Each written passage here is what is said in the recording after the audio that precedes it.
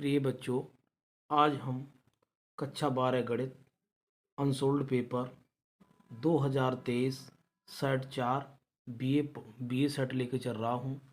तो इसमें पहला क्वेश्चन है, मान लीजिए आयल किसी समतल में स्थित समस्त सरल रेखाओं का एक समुच्चय है तथा R बराबर L1 L2 such that L1 L2 पर लंब है। समुच्चय L में परिभाषित एक संबंध है, तो L में ए एक संबंध R है। तो वो कौन सा संबंध है? साफ साफ किया तो उसने दिया है, क्या दिया है? L बराबर दिया है L बराबर L1 L2 L3 रेखाओं का एक समुच्चय है।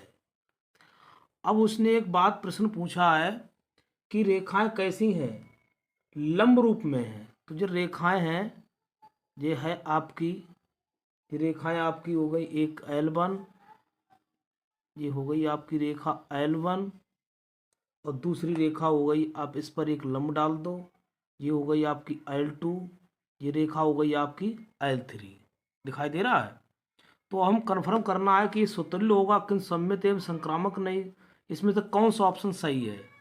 ठीक है, तो अब उसने दिया है कि अब इसमें जब तक आपको पूरी नॉलेज नहीं तब तक इस पर कन्फर्म नहीं कर सकते हो, तब तक नहीं बता सकते हो। अब देखो, हम प्रैक्टिकल बता रहे हैं, L1 L2 लंब है, L2 L3 लंब है, तो इसमें L1 स्वयं L1 तो नहीं लंब हो सकती है। क्या भाई, जो रेखा L1 है, मान लीजिए L1, और इसके ऊपर कोई लंब L2 स्वयं कैसे हो सकती है? ये नहीं हो सकती है। तो जब लंब नहीं हो सकती है तो हम इसको सॉल्व कर रहे हैं। R स्वतुल्य नहीं है, स्वतुल्य नहीं है, क्योंकि L1 रेखा स्वयं में लंब नहीं हो सकती है।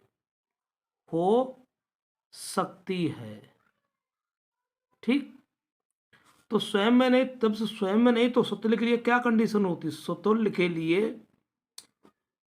के लिए कंडीशन होती है L1 L1 belongs to R होना चाहिए।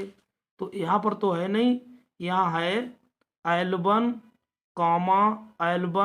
Is not belongs to R, क्योंकि लंब नहीं है, ये रेखाएं जे लंब नहीं है।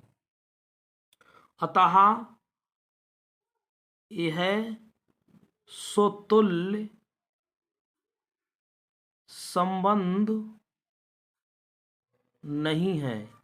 ये तो कंडीशन, स्वतुल्य के लिए कंडीशन होती है, L1 बिलोंग्स टू R होना चाहिए, but L1 is not belongs to R, यह स्वतुल्य संबंध नहीं है कि ये स्वयं में लंब नहीं है। क्लियर? अब हम सममित के लिए चलते हैं। सममित के लिए क्या होता है? सममित के लिए होता है L1 L2 belongs to R। क्योंकि L1 लंब L2 है। देखो, L1 एक दूसरे पर, जब L1 L2 लंब पर हैं तो L2 L1 भी बिलोंग्स टू R। भाई देखो, L1 L2, क्योंकि L1 L2 पर लंब है, देखो L1 L2 पर लंब पड़ी, 90 डिग्री कोण बन रहा है, तो L2 L1 पर भी तो लंब है, तो लंब है। अतः हाँ, क्योंकि इसलिए लिख लो, इसलिए L2 लंब L1 भी है। यह कैसा संबंध है? अतः यह सममित संबंध है। ठीक, सम्मित हो गया। अब संक्रामक के लिए क्या होता है? संक्रामक, संक्रामक के लिए होता है, देखो भाई हमारा नियम तो ये है कि L1 comma L2 belongs to R होना चाहिए। L1 L2 तो लंब है, यहाँ L1 कामा L2 लंब हैं। ठीक है, अब L1 L2 तो लंब है और L2 कामा L3 भी बिलोंग्स टू R। यहाँ L2 कामा L3 भी लंब हैं। और क्या L1 L3 लंब है, but L1 comma L2 L3 is not belongs to R। यहाँ L1 कामा L3 लंब नहीं है। L1 L3 जब लंब नहीं है तो काट दीजिए इसमें। तो L1 L3 लंब है, क्या एस जब L1 L3 लंब नहीं है तो क्या संबंध जो बन जाएगा? नहीं बनेगा।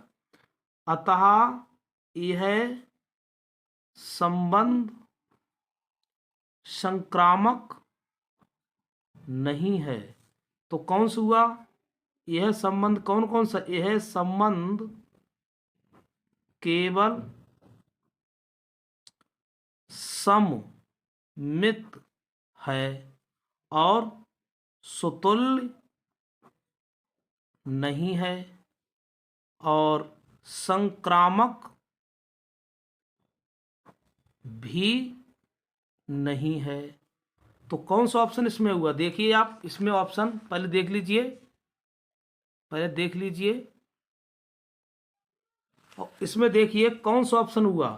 तो यहाँ पर जो दूसरा वाला ऑप्शन, यहाँ पर कौन सा ऑप्शन सही है? दूसरा वाला बिल्कुल ही राइट आंसर है। सम्मित होगा किंतु सुतुल्य और संक्रामक नहीं है, तो दूसरा अपनी एग्जाम में आंसर सही है। ठीक है, क्लियर हुआ? देखो, सम्मित होगा किंतु सुतुल्य और संक्रामक नहीं है। तो मैंने आपको बता दिया, ये लंबा क्वेश्चन जरूर हो गया। ये आगे परीक्षा में लगभग 3 नंबर 5 नंबर में पूछा जा सकता है। कोई जरूरी नहीं एक ही नंबर में रहे। उसने पूछ लिया कि आपको नॉलेज है इसकी, नहीं है। चलते हैं आगे क्वेश्चन की ओर, चलते हैं अगले सवाल की ओर। एक खा जो सवाल है भाई, उसने पूछा है यदि अवयव ए और बी कोट की क्रमशः एम और एन और क्रॉस पी, तो ए बी कोट होगी, ए बी की कोट होगी तो एम क्रॉस पी होगी या पी क्रॉस एम होगी, एम क्रॉस एन होगी, एन क्रॉस पी होगी। देखो मैं आपको एक बात समझाऊं, अवयव में गुणा तभी संभव है, अवयव में गुणा तभी संभव है। कब संभव है? जब पहले अवयव में आर कामा सी तथा दूसरे अवयव में सी कामा आर बराबर हो, तभी गुणा संभव हो पाती। यानी कहने का मतलब पहले अवयव में पंक्ति और कॉलम, दूसरे अवयव में कॉलम और पंक्तियों की संख्या बराबर हो, तभी गुणा संभव है, वैसे गुणा नहीं हो पाएगी। तो यहाँ दिया है ए की कोट कितनी है, पहले कोट कितनी है एम क्रॉस एन, और दूसरे अवयव की कोट कितनी है भैया? देखो उसने दिया है एन क्रॉस पी, तो इनके गुणा करवाओ, ए एम क्रॉस एन गुणा बी अवयव करवाओ एन क्रॉस पी, तो इसमें आ जाएगा ए बी की जो कोट आएगी तो एन एन कॉमन छूट जाएगी, तो एम क्रॉस पी, तो एम क्रॉस पी की बची। देखो आप आसानी से देखो कितने की बची, एम क्रॉस पी, तो कौन सा ऑप्शन सही है? एम क्रॉस पी, पहला ऑप्शन बिल्कुल ही सही है। तो एम क्रॉस पी, तो पहला आंसर बिल्कुल ही राइट आंसर है। ठीक है, चलते हैं अगले सवाल को। क्लियर हुआ? अगर हमारे क्लियर हुआ है या समझ में आता है हमारा, अगर वीडियो अच्छा लगता है तो हमारे चैनल को सब्सक्राइब कीजिए, लाइक करिए और शेयर करिए, और बिल्कुल हम आपकी मदद करें। आपकी सफलता हमारी सफलता है। आगे की ओर चलते हैं अगले सवाल की ओर। एक का गा, तो एक का गा है, ये भी सवाल अच्छा है। उसने पूछा, माना महत्तम पूर्णांक उस महत्तम पूर्णांक को प्रकट करता है जो x से कम या उसके बराबर है, तब एफ एक्स बराबर इंटीग्रेशन नहीं है। अरे बाप रे। चलते हैं अगले सवाल की ओर। माना महत्तम पूर्णांक x उस महत्तम पूर्णांक को प्रकट करता है जो x से कम या उसके बराबर एफ एक्स बराबर ग्रेटेस्ट इंटीजर है द्वारा परिभाषित, यानी महत्तम पूर्णांक द्वारा परिभाषित फलन F such that from R to R होगा। तो इसमें क्या होगा? वो कंडीशन पूछ रहा है यहाँ पर, देखते हैं। अकैकी होगा, आच्छादक होगा कि अकैकी, किंतु आच्छादक नहीं होगा। अकैकी आच्छादक किंतु अकैकी नहीं है, ना तो अकैकी है ना ही आच्छादक है। तो हमें चेक करके बताना है। देखो बच्चों, यहाँ पर दिया उसने है, जो दिया है, क्या दिया है? एफ एक्स बराबर ग्रेटेस्ट इंटीजर दिया उसने। ठीक है, महत्तम पूर्णांक दिया जो फलन है। तो हम इसमें दिया, किस में दिया है? फलन जो दिया है F from R to R में दिया है। किस में दिया? आर टू आर में दिया है। तो अब हम एफ एक्स बराबर चेक करते हैं। एफ एक्स बराबर ग्रेटेस्ट इंटीजर है, इसकी कंडीशन होती है, इसका मान जीरो कब आएगा? इसका मान जीरो जब आएगा जब, यानी यदि zero less than x less than one के, यानी वन से छोटा एक्स का मान लिया है, तब भी इसका मान जीरो आएगा। इसका अगर हम इसमें क्या करें, इसका मान एक कब आएगा? यदि एक जब आएगा एक्स का मान दो से छोटा हो, एक से छोटा हो तब जीरो, दो से छोटा हो तब एक आएगा। इसका मान ग्रेटेस्ट इंटीजर फलन का मान दो कब आएगा? यदि इसमें दो जब आएगा एक्स का मान तीन से छोटा हो। ठीक है, एक कंडीशन इसकी होती है। बढ़ते चले जा रहे हैं, अब हम इसको बताएंगे। अब हम इसमें कुछ प्रतिचित्रण द्वारा दिखा रहे हैं। देखो आर टू आर, तो इसमें मान लीजिए 1.1, 1.2, 1.3 कि ये रियल नंबर है, इधर भी रियल नंबर एक्स माना, इसे बाह्य समुच्चय मान लिया। ठीक है, इधर क्या माने हम? इधर भी 1.1, 1.2, 1, 2, 3, 4 ऐसे कुछ मान लग सकते हैं। तो हमने जैसे ही यहाँ जीरो भी ले सकते हो, क्योंकि प्रमेय वो वास्तविक संख्याएं हैं, और 0.9 भी ले सकते हैं, इसमें भी जीरो डाल सकते हैं, और 0.8 भी ले सकते हैं। अब देखो यक्स का जो मान होगा, मैंने लिया इसमें x बराबर 1.1 लिया। 1.1 का ग्रेटेस्ट इंटीजर कितना होगा? एक होगा। 1.2 लिया, इसका महत्तम पूर्णांक कितना अभी होगा? एक ही होगा। 1.3 लिया, इसका महत्तम पूर्णांक कितना होगा? एक ही होगा। तो देखो, एक लिया तब भी इस पे आया, 1.2 तब भी एक ही आया, 1 तब भी एक ही आया। अगर जीरो ले तो जीरो तो होगा ही उसमें। तो अब देखिए, क्या समुच्चय एक्स का प्रतिबिंब सह पूर्व प्रतिबिंब है? नहीं है। अब एक पर भी नहीं जुड़ रहा है। समुच्चय एक्स का क्या एक एक से जुड़ रहे हैं? ये जुड़ तो ले तो सब हो जाएंगे, मगर एक से एक अलग अलग नहीं जुड़ रहे हैं। तो क्या लिखोगे? यहाँ लिखोगे सह प्रांत, ये सह प्रांत होते हैं, और परसर, परसर जो जुड़े हुए होते हैं। सह प्रांत इज नॉट परसर, परसर परसर बराबर नहीं है। तो ना तो यह एकैकी है और ना ही यह फलन आच्छादक। ना तो यह फलन एकैकी है और ना ही आच्छादक आच्छादक है। ऐसे भी लिख सकते हैं, ऐसे भी लिख सकते हैं, सह प्रांत का, सह प्रांत के प्रत्येक अवयव का अवयव का पूरक प्रतिबिंब पूरक प्रतिबिंब पूरक प्रतिबिंब पूरक प्रतिबिंब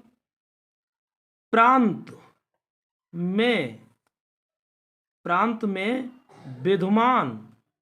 विद्यमान नहीं है, अतः यह आच्छादक नहीं है। ठीक है, जे अथवा में लिख सकते हो, कोई इसमें कोई जरूर नहीं, इसमें तो केवल उसने ऑप्शन ढूंढा है। क्या ढूंढा है? तो इसमें ऑप्शन उसने कौन सा बताया? ना तो चौथा ऑप्शन बिल्कुल ही राइट आंसर है, ना तो अकेकी है, ना ही आच्छादक है। मैंने प्रतिबिंब ऐसे ही इसी प्रकार और भी इसकी परिभाषा लंबी है, थोड़ा वीडियो लंबा हो जाएगा, इसलिए इसने ऑप्शन पूछा है। अगले वीडियो में और अच्छा करके देंगे। तो चलते हैं अगले सवाल की ओर। चलते हैं अगले एक घा सवाल। बहुत अच्छा सवाल है ये। एक घड़ी वाला घा है। अवकल समीकरण में 9d² की होल घात 3 प्लस के dy/dx का होल स्क्वायर प्लस के x dy/dx प्लस 1 बराबर 0 की घात होगी। तो घात भैया सबको मालूम होगी कितनी होगी। इसकी हाईएस्ट डेरिवेटिव कितना है? हाईएस्ट डेरिवेटिव 2 है और इसके ऊपर घात देखी जाती है, तो इसकी घात होगी 3 होगी। कितनी होगी? दूसरा इसका राइट आंसर है 3 होगी इसकी। ठीक है, क्लियर दिखाई दे रहा है? इसकी घात पूछ रहा, कुछ नहीं पूछ रहा, इसमें घात पूछ रहा है। तो सबसे पहले हाईएस्ट डेरिवेटिव, और सबसे पहले होना चाहिए बहुपदीय फलन होना चाहिए। ये भी ध्यान रख लेना, कहीं यहाँ पर sin x लिख गया तो इसकी घात डिफाइंड नहीं होगी। ठीक, चलते हैं अगले सवाल की ओर। देख लीजिए अगला सवाल है। इसमें इसने दिया है i.i minus j minus k into k dot, ये अदिश हैं। तो इनका अदिश गुणन हम जानते हैं, i.i का मान होता है 1 और j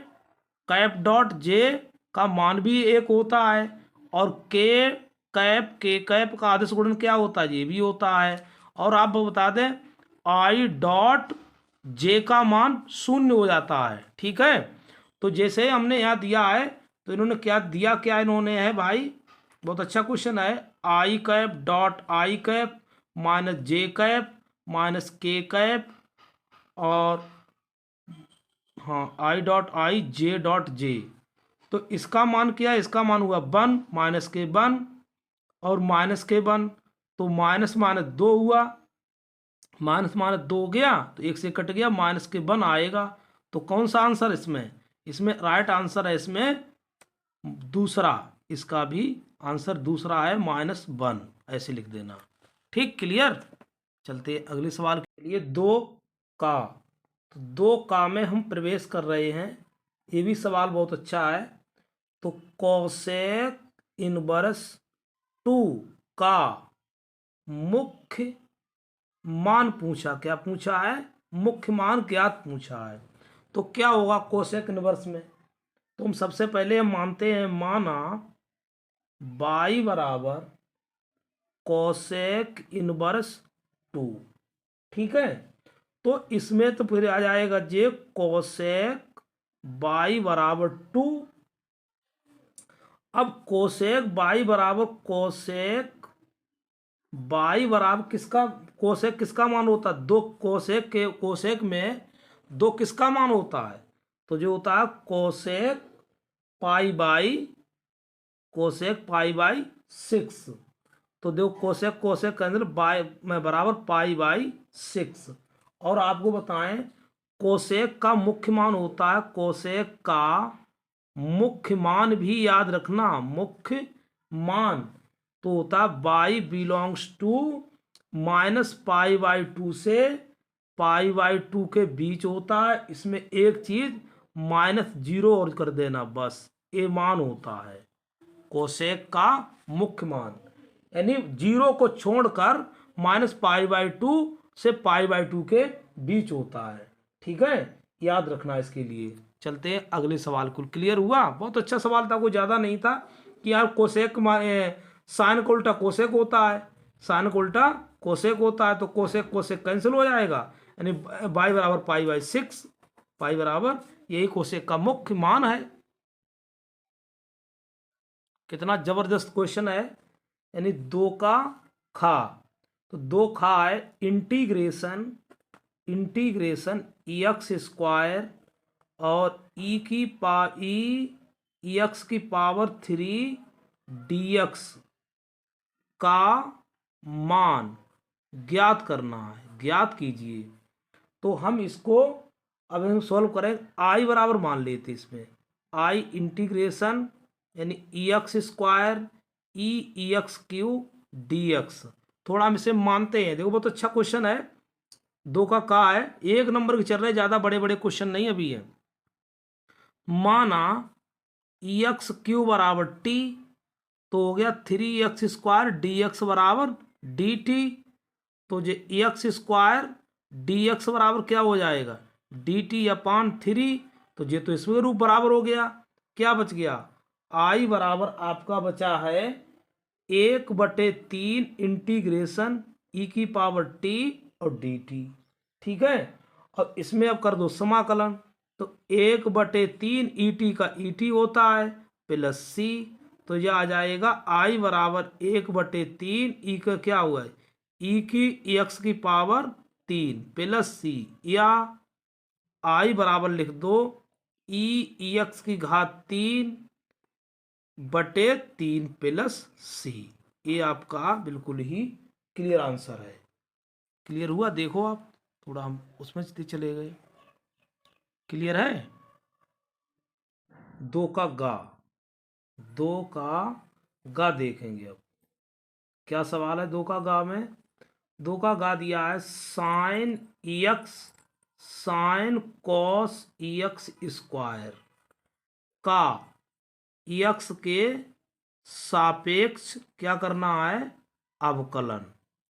ठीक है, तो इसमें हम मानते हैं, माना बाई बराबर साइन कॉस एक्स स्क्वायर, तो लिखोगे differential with respect to X. कहने का मतलब एक्स के सापेक्ष दोनों ओर अवकलन करेंगे, तो बेटा हो जाएगा D by upon D x. हम चैन रूल लगाएंगे, क्या लगाएंगे, चैन रूल लगाएंगे, होता है CHAIN चैन रूल होता है। तो उसमें एक क्रम चलते, क्रमशः रूल, पहले साइनक करेंगे, फिर कोसक करेंगे, फिर घातक करेंगे, यानी थीटा करेंगे। तो साइन क्या हो जाता है, साइन का डिफरेंशियल होता है कॉस, और जो हो जाएगा कॉस एक्स स्क्वायर, फिर कोस क्या आएगा, कॉस एक्स स्क्वायर, फिर करेंगे किसका, फिर करेंगे कोस का क्या होता है माइनस के साइन एक्स स्क्वायर, फिर एक्स स्क्वायर करेंगे, फिर क्या हो जाएगा 2x। मैं इधर लिख भी दे रहा हूँ, हम लिख रहा हूँ कॉस एक्स का d/dx होता है माइनस के साइन एक्स, और ठीक है, उसके बाद में d/dx का एक्स स्क्वायर क्या हो जाएगा 2x। ये तो आपको सबको मालूम होगा, पीछे पढ़ चुके हैं आप लोगों, तभी यहाँ पर आए हो कि अनसोल्ड वही बच्चे कर रहे हैं जो पीछे पढ़ चुके हैं। तो ठीक है, तो d/dx आपका क्या हो जाएगा -2x साइन एक्स स्क्वायर और इंटू कॉस एक्स स्क्वायर। ठीक है, जे वाला पद, तो ये आपका क्या हो गया, फाइनल रिजल्ट हो गया। बहुत अच्छी तरह से लिखना। ठीक है, चलते हैं अगले क्वेश्चन के लिए। कोई डाउट हो तो हमारे चैनल को सर्वेश सर कलान को सर्च करिए, ठीक है, और कमेंट करिए, वहां पर बिल्कुल ही पूरी मदद करेंगे, आपकी सफलता हमारी सफलता। अगले सवाल की ओर चलते हैं अगले सवाल की। 2 घा दिया है कि उसने एक सदिश दिया गया, देखिए सदिश i + j-2k की दो दिक् कोज्याएं ज्ञात कीजिए। क्या ज्ञात करना है, हमें दिक् कोज्याएं ज्ञात करना है। तो दिक् कोज्याएं के दिया है, उसने दिया है ए सदिश बराबर आई प्लस जे माइनस टू के कैप। तो इसको हम ए किससे तुलना करेंगे, ए सदिश बराबर से हम तुलना करेंगे इसकी I one J A one J A one I A two J A three कैसे करेंगे, ठीक है। तो इसमें हो जाएगा भाई, इसका गुणांक निकालेंगे। तो इसमें है ए वन बराबर आया 1 और ए टू बराबर है 1 और ए थ्री बराबर है -2। ठीक, क्लियर। अब इसका हमें परिमाण पहले जरूरत पड़ेगी, इसकी परिमाण तो हो जाएगा under root A one square A two square A three square. तो क्या हो जाएगा, 1 का स्क्वायर फिर 1 का फिर स्क्वायर फिर किसका -2 का होल स्क्वायर। तो क्या आ जाएगा, तो ये आ जाएगा 1 प्लस के 4 कितना हो जाएगा √6। तो √6 आया। अब हमें इसकी दिक् को ज्यान सदिश एक ही ज्ञात करनी है। तो दिक् को ज्याएं ए सदिश की क्या ज्ञात करनी, तो होगी इसकी एक ही हो ए सदिश की होगी। तो देखो A1 बटे मॉड ए कॉमा A2 बटे मॉड ए कॉमा A3 सदिश ए का परिमाण सदिश ए का परिमाण। तो इसमें A1 का गुणांक कितना 1, ए का परिमाण कितना √6, इसमें A2 का 1 बटे √6, A3 का मान कितना -2/√6। ये इसकी सदिश ए की दिक्कोज्याएं हैं, ठीक है। सदिश ए की लिख सकते हैं, सदिश ए की दिक् को ज्याएं, ठीक। तो आप शायद इसमें बंद कर सकते हैं, क्लियर। चलते अगले सवाल की ओर। दो अंगा है, देखिए बहुत अच्छा सवाल है, ये बच्चों सबको आता होगा। उसने दिया है यदि 2x + y बराबर इतना इतना और y बराबर इतना, तो x का मान ज्ञात कीजिए। तो हम लिख सकते हैं दिया है 2x + y बराबर 1 0 -3 2 अवयव, और y बराबर उसने दिया है 3 2 1 4, ठीक है। तो हमें किसका मान ज्ञात करना है, x का मान ज्ञात करना है। तो इसे समीकरण 1 डाल दो, समीकरण 2। तो इसे लिखोगे y का मान समीकरण 1 में रख दो, 1 में। तो क्या हो जाएगा 2x, तो 2x प्लस और 3 2 1 4, वैसे भी कर सकते थे, बराबर 1 0 -3 और 2। तो इसमें हो जाएगा 2x बराबर, पक्षांतर कर दो इसके लिए, ये पक्षांतर पहले करना था। तो 1 0 -3 2 माइनस के क्या कर दो 3 2 1 4, ठीक। तो क्या हो जाएगा, इसका हम आगे दे रहे हैं, 1 में से 3 गया तो माइनस के कितने बचेंगे 2, 0 में से 2 गया फिर भी -2, -3 में से 1 गया तो माइनस के 4 हो जाएंगे, और 2 में से 4 गया -2। तो x बराबर आप करोगे 2 से भाग कर दो, 1/2 लगाओगे यहाँ पर, -2 -2 -4 -2। जब भाग करोगे तो ये आएगा -1 -1 -2 -1। बोलो क्लियर, यही आपका राइट आंसर है। ऐसे भी कर सकते थे, अथवा लगा के, अथवा करके ऐसे कर सकते थे। 2x प्लस के y बराबर दिया था 1 0 माइनस के 3 और 2, तो 2x बराबर डायरेक्ट कर सकते थे 1 0 -3 2 और माइनस के y। तो ऐसे भी आप इसमें मान रख देते, बात वही निकल के आती, ठीक है। चलते हैं अगले क्वेश्चन की ओर। क्लियर हुआ, बहुत अच्छा क्वेश्चन, छोटा क्वेश्चन था, 1 नंबर में क्वेश्चन है जी।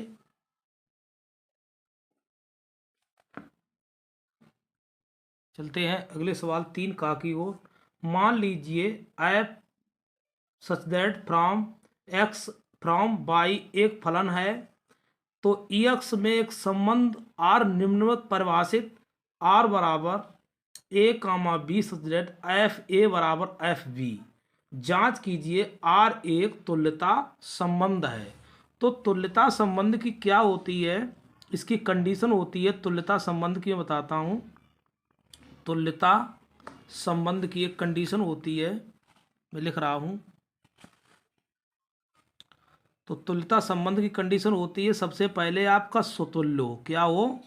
सुतुल्य हो। सुतुल्य के लिए क्या होना चाहिए? A comma A belongs to R होना चाहिए। सममित होना चाहिए। क्या होना चाहिए? सममित। A comma B belongs to R और B comma A belongs to R. और क्या होना चाहिए? संक्रामक। संक्रामक होना चाहिए। तो संक्रामक A comma B belongs to R और B comma C belongs to R और A comma C belongs to R. ये तीनों जब कंडीशन होंगी तभी आपका क्या होगा? तुल्यता संबंध होगा। तभी आपका क्या होगा? तुल्यता संबंध होगा। अब हम इसके लेके चल रहे हैं, सवाल बहुत अच्छा है। अब लिखेंगे किसके लिए? सुतुल्य के लिए। तुल्य के लिए। तो इसने दिया क्या? इस पहले दिया है इसने दिया है F such that X to by में दिया है। तो इसने और क्या है? A comma B such that F A बराबर एफ बी। इतनी चीज़ें उसने हमको दी हैं। ठीक है, इतनी चीज़ें उसने हमको दी हैं। तो सुतुल्य के लिए हम कंडीशन लगाएंगे। ये तो दिया है एफ, देखो दिया इसने कहाँ पर? A F such that X to by एक फलन है, तो ये आर बराबर हमको ये परिभाषित करना है। तो हमको इसकी जांच करनी है कि ये तुल्यता संबंध है या नहीं है। ठीक है, तो आते हैं, थोड़ा लंबा जब भले ही हो जाए कोशिश करें। तो इसमें ए comma A belongs to R, तो इसके लिए लिखोगे प्रत्येक ए बिलोंग्स टू एक्स में, एक्स के लिए, क्योंकि एक्स के लिए। ठीक है, तो क्योंकि एफ ए बराबर एफ बी, तो जिसमें स्पष्ट कहने का मतलब ये है कि ए बराबर बी कर दो, ए बराबर बी या बी बराबर ए। तो ए comma A belongs to are है। तो ए किसके लिए? प्रत्येक अवयव, प्रत्येक एलिमेंट के लिए जो एक्स में है वो स्वयं में स्वयं है। तो अतः आर एक सुतुल्य संबंध है। ठीक, अब देखते हैं सुतुल्य संबंध है। अब उसके लिए सममित के लिए क्या होता है? सममित के लिए हम जांच करेंगे। सम्मत के लिए ऐसे भी लिखते हैं, for all A comma B belongs to किस में होगा? एक्स में होगा। तो एक्स में होगा, तो इसके लिए माना A comma B belongs to R, तो comma B comma A belongs to R, क्योंकि एफ ए बराबर एफ बी है। तो जब, या हम ऐसे लिख सकते हैं A comma B belongs to R, तब हो जाएगा एफ ए बराबर एफ बी। तो या तो जब B comma A belongs to R, तब भी आप एफ बी बराबर एफ ए होगा। तो क्या हुआ? तो ये एक हमारा सममित संबंध है। अतः यह है आर सममित संबंध है। ठीक, तो ये भी हमारा क्लियर हो गया आपका। अब हम चलते हैं संक्रामक के लिए। संक्रामक के लिए कंडीशन मैंने लिख दी है। के लिए क्या है? जैसे A comma B comma C for all belongs to X में है। तो इसके लिए हम लिखते हैं A comma B belongs to R, तब क्या हो जाएगा एफ ए बराबर एफ बी। जब B comma C belongs to R तब क्या हो जाएगा एफ बी बराबर एफ सी।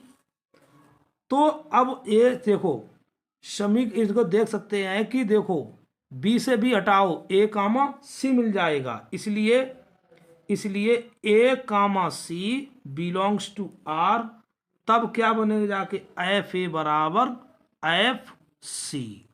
एफ ए बराबर एफ सी, एफ ए बराबर एफ सी हो जाएगा। तो जब हो जाएगा एफ ए बराबर एफ सी हो जाएगा, अतः अतः आर आर संक्रामक संक्रामक संक्रामक संबंध है। ठीक, अब यह क्या हुआ, यह यहाँ चेक कर लो, यह सुतुल्य है, यह सममित है, यह संक्रामक भी है। तो कैसा संबंध हुआ, अतः आर एक तुल्यता संबंध है। क्लियर, कैसा संबंध हुआ, आर एक तुल्यता संबंध है। ठीक, तो चलते हैं अगले सवाल की ओर, चलते हैं 3 खा की ओर। सिद्ध कीजिए यदि ई और एफ दो स्वतंत्र घटनाएं हैं तो ई और एफ भी स्वतंत्र होंगी। ठीक है, तो 3 का खा है, इंपॉर्टेंट सवाल है, देखते हैं। देखिए, तो चूंक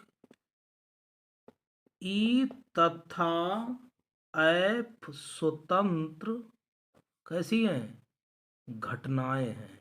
ठीक है, तो प्रोबेबिलिटी ई इंटरसेक्शन एफ बराबर probability E into probability F, इस समीकरण 1 दे देते हैं। अब हम इसी के अंतर्गत क्या बनाते हैं, एक वेन डायग्राम बनाएंगे।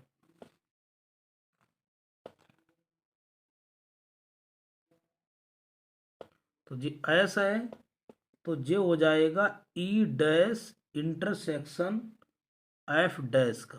ठीक है, तो इस जे हो गया आपका एफ, ये वाला पोर्शन, जे हो जाएगा आपका ई, घटनाएं घटित हो जाएगी, और जे वाली बनेगी जे होगी ई इंटरसेक्शन एफ, और जे वाली हो जाएगी ई डैश इंटरसेक्शन एफ, ये वाली हो जाएगी ई इंटरसेक्शन एफ डैश। ठीक है, अब चलते हैं, देखते हैं, बहुत अच्छा सवाल है। बेन आरेख से स्पष्ट है कि घटनाएं कैसी हैं, ई इंटरसेक्शन एफ और ई इंटरसेक्शन एफ डैश परस्पर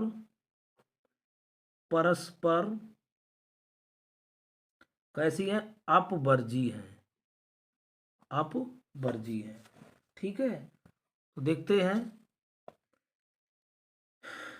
ई बराबर ई इंटरसेक्शन एफ यूनियन ई इंटरसेक्शन एफ। ठीक, तो चूंक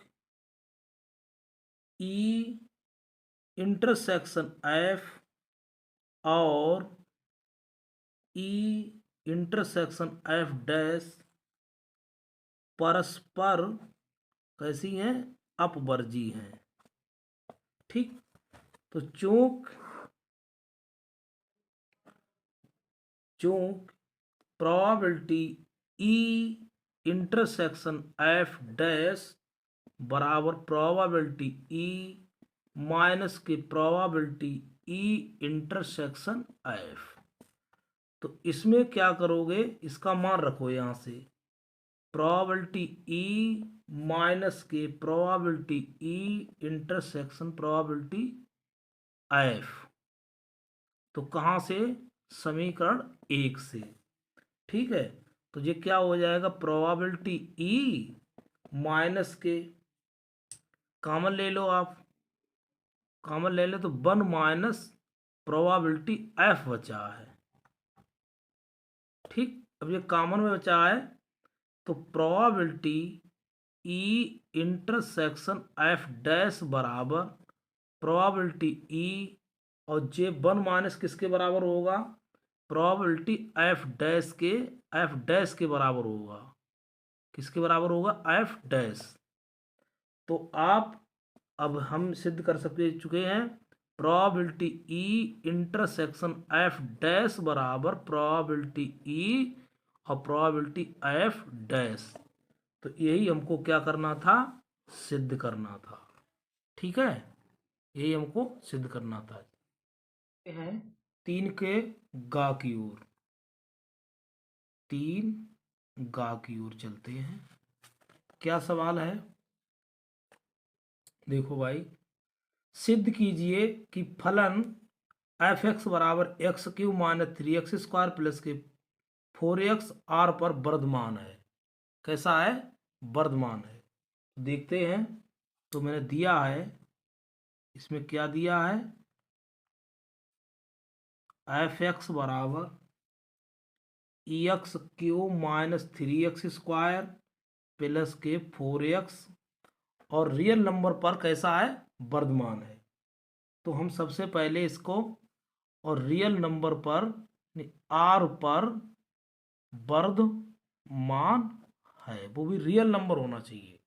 ठीक, तो सबसे पहले हम एफ डैश एक्स करते हैं। एफ डैश एक्स बराबर कितना हुआ, F dash 3x square minus के 6x प्लस के 4।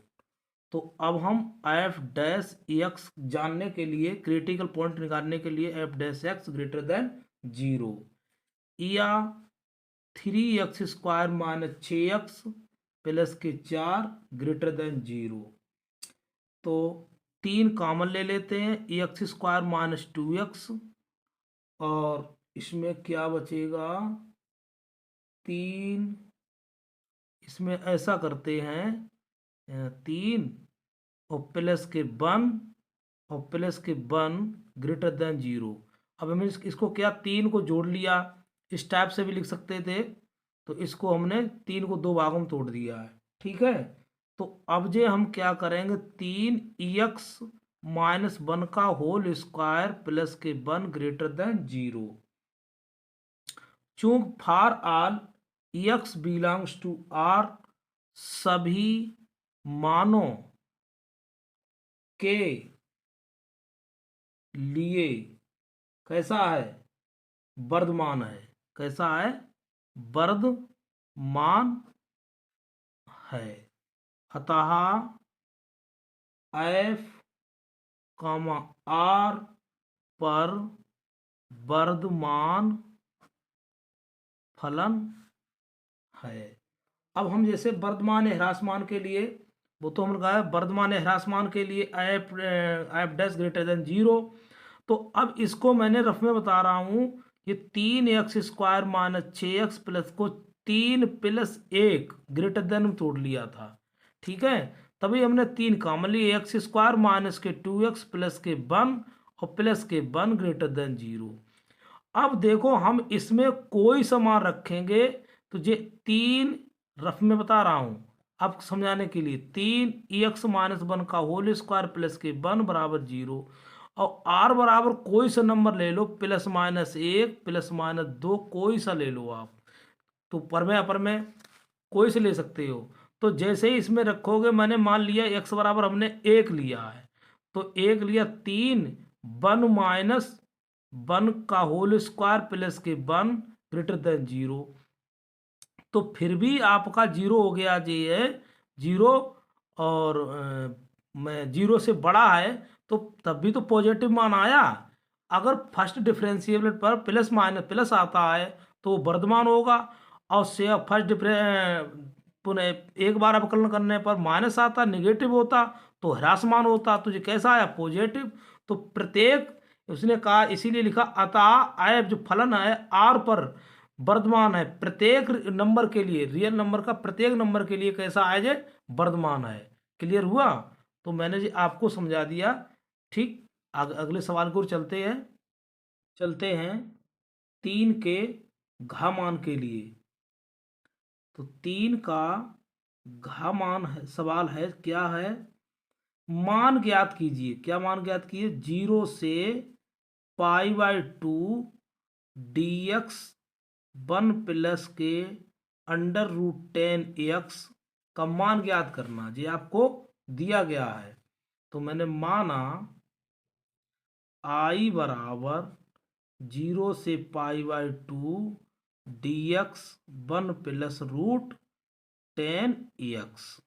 ठीक, तो हम इसको लिखते हैं 0 से π/2 dx बटे, तो इसमें हम, चलो इसमें लिखते हैं 0 से π/2 dx बटे 1 प्लस √sin x बटे √cos x। क्यों? कि हम जानते हैं 10x बराबर sin x बटे cos x। ठीक, दिखाई देता है। अब इसमें हम कैची गुणा करेंगे तो ये बन जाएगा 0 से π/2 तो dx बटे √cos x प्लस के √sin x। ठीक, और बटे √cos x, ये ऊपर चला जाएगा। ठीक है, तब क्या हो जाएगा? 0 से π/2 √cos x बटे √sin x प्लस के √cos x और dx। ठीक, अब क्या देखते हैं? अब i बराबर आ गया। अब प्रॉपर्टी लगाएंगे, तो प्रॉपर्टी फोर्स लगाएंगे बाई प्रॉपर्टी 4। तो प्रॉपर्टी a से b होती a plus B minus X. तो यहाँ लिखेंगे i बराबर 0 से π/2, दिखाई दे रहा है? तो रूट कौन सी थी? cos π/2 माइनस एक्स, और अपान dx ये भी है। तो हाँ ठीक है, रूट साइन π/2 माइनस एक्स और प्लस के cos π/2 माइनस एक्स। ठीक, अब ये i बराबर चल रहा अभी है, तो ये फिर पुनः क्या आ जाएगा? ये आ जाएगा sin x अपान cos x प्लस के sin x और dx। ये समीकरण आप दे दो, पहले वाले समीकरण से मान लो 1 और समीकरण दे दो इसे 2। ठीक है, अब क्या करोगे? समीकरण 1 प्लस समीकरण 2 जोड़ने पर हो जाएगा। तो 1i कितना हो जाएगा? तो जो हो जाएगा 2i बराबर 0 से π/2 √sin x √cos x अपान √sin x और √cos x और dx। तो ये पूरा कट गया, तो 2i बराबर आ जाएगा 0 से π/2 और dx। इसका समाकलन क्या हो जाएगा? 2i इसका हो जाएगा x 0 से π/2, लिमिट लगा देंगे तो ये हो जाएगा π/2 माइनस 0। तो 2i बराबर π/2, तो i बराबर हो जाएगा π/4। यही आपका रिक्वायर्ड आंसर था। ठीक है, प्रॉपर्टी 4 आप जानते होंगे। ठीक है, तो ये हमने a plus B minus X होता है प्रॉपर्टी, वो मैंने उसके द्वारा कर दिया है। बहुत इंपॉर्टेंट क्वेश्चन है, वेरी इंपॉर्टेंट डाल लो, वेरी इंपॉर्टेंट क्वेश्चन है। क्लियर हुआ? हमने कुछ नहीं किया, इसको तोड़ दिया, साइन एक्स बटे कोस एक्स, रूट में पहुंच गया, इसको ऊपर भेज दिया, और भेजने के बाद में अब हमने यहाँ क्या किया, यहाँ थोड़ा इसको हटाओ, हाँ जे है यहाँ 0 से π/2 और आई बराबर, ठीक, इसे ना देखें, फिर ये आ जाएगा 0 से π/2, देखो छूट गया था आई। अब इसको और हमने इसको दोनों को जोड़ दिया, तो जोड़ने 2i बराबर 0 से π/2 रूट साइन एक्स और root cos X, root sine X plus के रूट कोस एक्स, ये बन हो गए, कटने के बाद बन हुआ, तो इसका हमने क्या कर दिया, समाकलन कर दिया एक का, तो एक का समाकलन एक्स, और हम लिमिट रख दी, और लिमिट रखने के बाद में आई का मैंने 2 से भाग कर दिया, π/4 आंसर आपका आ गया। क्लियर? चलते अगले सवाल की ओर, 4 का की ओर, 4 का, और प्रत्येक ये भी प्रत्येक सवाल जो है वो 2 अंक का है। तो इन्होंने दिया है माइनस बिंदुओं -1, 0, 2 और 3, 4, 6 से होकर जाने वाले रेखा का सदिश समीकरण ज्ञात कीजिए। तो देखिए इसने दिया क्या है, दिया है बिंदु -1, 0, 2 और 3, 4, 6, ये आपके बिंदु से, तो बिंदुओं है, ठीक है, बिंदुओं -1, 0, 2, -1, 0, 2, 3, 4, 6 से होकर जाने वाली एक समीकरण लिखा जाएगा। तो इसका स्थित सदिश -1, 0, 2 का स्थित सदिश, तो इसमें ए वेक्टर बराबर हो जाएगा -i प्लस के 0, j प्लस के 0, i j के 2 के, और बी सदिश बराबर हो जाएगा आपका 3i प्लस के 4j प्लस के 6 के। तो बिंदु ए बी से होकर जाने वाली रेखा का सदिश समीकरण क्या होता है, आर वेक्टर बराबर ए प्लस लैम्डा बी माइनस ए। ठीक है, इसको याद रखें आप बिल्कुल ही। अभी कुछ बात नहीं, इसमें मान रख दो, तो आर बराबर ए का मान कितना, माइनस के आई प्लस के 0j प्लस के 2k और प्लस के लैम्डा बी का मान क्या है 3i 4j 6k माइनस, तो माइनस क्या हो जाएगा, प्लस आई हो जाएगा, और -0 वो तो है ही नहीं, 0j और माइनस के 2k, तो जी क्या बनेगा, माइनस के आई प्लस के 2k, ठीक है, और प्लस के लैम्डा, 3 में तो 1 गया, 3 1 4i प्लस के 4j और 4 में से 2 गए 4k। तो ऐसे भी लिख सकते हो, या आर सदिश बराबर माइनस के आई प्लस के 2j, दिखाई देता है 2j 2k सॉरी, और प्लस के 4 लैम्डा आई प्लस j प्लस k का है। ठीक है, तो क्या हुआ, चलते हैं 4 का खा। ये भी इम्पोर्टेंट सवाल कई बार पूछा गया है। यदि प्रोबेबिलिटी a बराबर 6/11 कामा प्रोबेबिलिटी b बराबर 5/11 और प्रोबेबिलिटी a b बराबर 7/11, तो प्रोबेबिलिटी a/b ज्ञात कीजिए। एक कंडीशन प्रोबेबिलिटी है, ठीक है, ये सह प्रतिबंध इस पे लगा हुआ है। तो हम जानते हैं इसमें दिया क्या है, पहले दिया है प्रोबेबिलिटी ए बराबर 6/11, प्रोबेबिलिटी बी बराबर 5/11, प्रोबेबिलिटी ए यूनियन बी बराबर आपका दिया 7/11। तो ज्ञात क्या करना है, प्रोबेबिलिटी ए अपॉन बी, इसे हमें फाइंड करना है। ठीक है, तो हम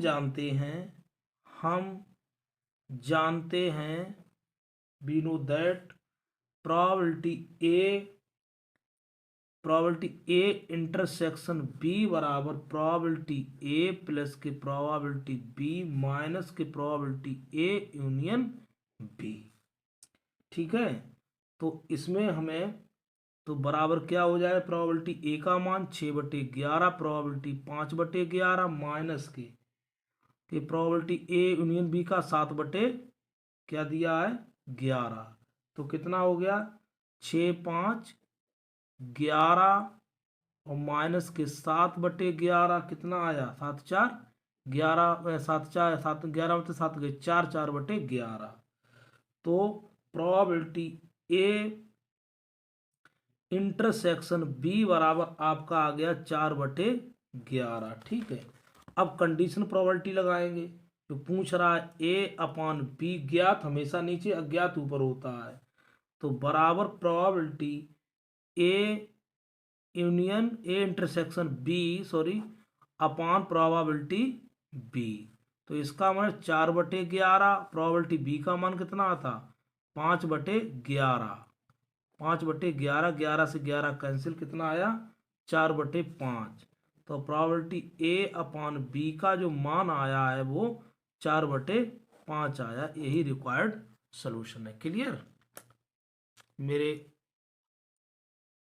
उम्मीद है कि आपको समझ में आया होगा, और हमारे चैनल को सब्सक्राइब करते रहिए और लाइक करिए। ठीक, चलते हैं 4 का गा सवाल है, स्वेच्छ अचर ए और बी को विलुप्त करके वक्रों के कुल y बराबर a sin x plus B को निरूपित करने वाला अवकल समीकरण ज्ञात कीजिए।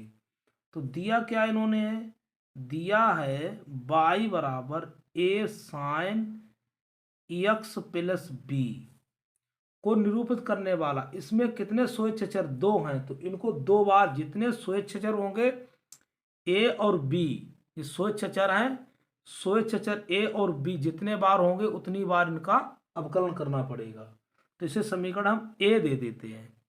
तो लिखोगे एक्स के सापेक्ष अवकलन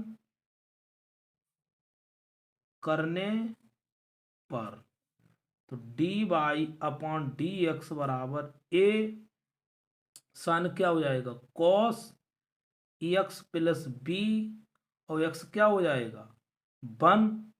तो ये तो D Y over D X मिल गया आपके लिए। इसे समीकरण दे देते हैं 2।